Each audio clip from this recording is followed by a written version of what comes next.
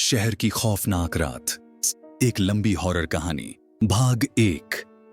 अजनबी की दस्तक। रात के गहराते सन्नाटे में अमन, जो एक पत्रकार था, अपनी बाइक से ऑफिस से घर लौट रहा था।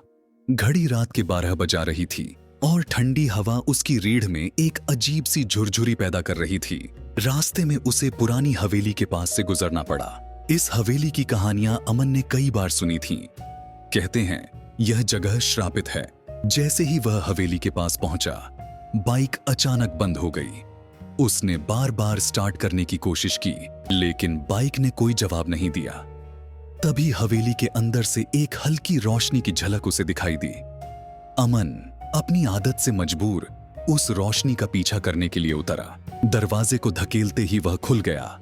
अंदर गहरी खामोशी और अजीब सी ठंडक का एहसास था। अमन ने टॉर्च जलाकर चारों ओर देखा। वहां फर्श पर धूल, टूटे हुए फर्नीचर और दीवारों पर मकड़ी के जाले थे। तभी उसे लगा कि कोई उसकी ओर देख रहा है। भाग 2। रोने की आवाज। हवा का एक ठंडा झोंका उसकी गर्दन के पास से गुजरा। अचानक ऊपर से किसी के रोने की आवाज आई। अमन के कदम जैसे खुद ब खुद ऊपर की ओर बढ़ने लगे। सीढ़ियां चरमराते हुए उसकी हर चाल का हिसाब दे रही थीं। ऊपर एक दरवाजा आधा खुला था। दरवाजे के भीतर उसने झांका तो देखा कि एक औरत सफेद साड़ी में बैठी हुई थी। उसके बाल बिखरे हुए थे और वह जमीन पर सिर झुकाए धीमे धीमे रो रही थी। कौन हो तुम? अमन ने हिम्मत करके पूछा। औरत ने धीरे धीरे सिर उठाया। उसकी आंखें गहरी लाल थीं और चेहरा घावों से भरा हुआ था। उसने अमन को घूरते हुए कहा, तुम यहां क्यों आए हो? क्या तुम्हें अपनी जान प्यारी नहीं? अमन को एक पल के लिए लगा कि उसके पैर जमीन से चिपक गए हैं। वह कुछ कहने ही वाला था कि औरत ने जोर से चीख मारी और कमरे की खिड़कियां अपने आप बंद हो गईं। भाग 3। बंद दरवाजे के पीछे।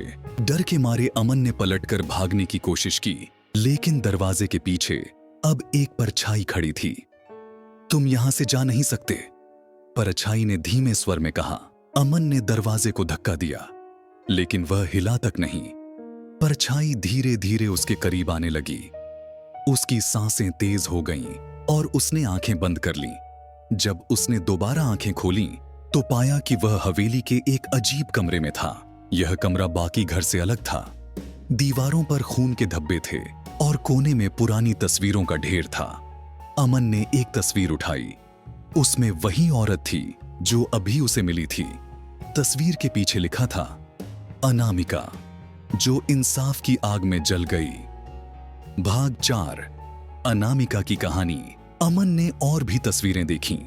उसे पता चला कि यह परिवार दशकों पहले इस हवेली में रहता था। हवेली का मालिक बहुत अमीर था, लेकिन उसका दिल पत्थर जैसा था। उसने अपने नौकरों और किसानों पर इतने जुल्म किए कि एक दिन सबने मिलकर उसका घर आग के हवाले कर दिया। उस दिन अनामिका, जो मालिक की बेटी थी, जिंदा जल गई थी। कहते हैं कि उसकी आत्मा अब भी इस घर में इंसाफ की तलाश में भटक रही है। क्या तुम मुझे मुक्ति दोगे? अचानक वही डरावनी आवाज गूंजी। अमन ने पलटकर देखा तो अनामिका की आत्मा उसके सामने खड़ी थी। भाग 5। अंतिम बलिदान। अमन ने खुद को संभालते हुए कहा, मैं तुम्हारी मदद करूंगा। अनामिका ने उसे एक कोने में रखा पुराना संदूक दिखाया। यहां मेरे पिता की डायरी है। उसमें उनकी सारी सच्चाई लिखी हुई है। अगर यह सब दुनिया को पता चल जाए तो मुझे शांति मिल जाएगी। अमन ने संदूक खोला और डायरी निकालकर पढ़ी। उसमें हवेली के मालिक के काले कारनामों का पूरा ब्यौरा था। उसने वादा किया कि वह इसे अखबार में छापेगा और लोगों को सच्चाई बताएगा। जैसे ही उसने यह वादा किया, अनामिका की आत्मा ने हल्की मुस्कान दी और धीरे धीरे गायब हो गई। हवेली की दीवारें भी अब कम डरावनी लगने लगीं। भाग 6। एक और रहस्य। अगले दिन अमन ने वह डायरी छाप दी। सच्चाई सामने आने के बाद लोगों ने अनामिका की आत्मा की शांति के लिए प्रार्थना की। लेकिन कहानी यहीं खत्म नहीं हुई। रात को जब अमन अपने घर में सोने गया तो उसे लगा कि कोई उसके कमरे में चल रहा है। उसने पलटकर देखा तो एक परछाई खिड़की के पास खड़ी थी। तुमने मेरी मदद की, लेकिन मेरी कहानी अब भी अधूरी है। परछाई ने कहा, क्या अमन को कोई और रहस्य सुलझाना पड़ेगा? जारी रहेगा।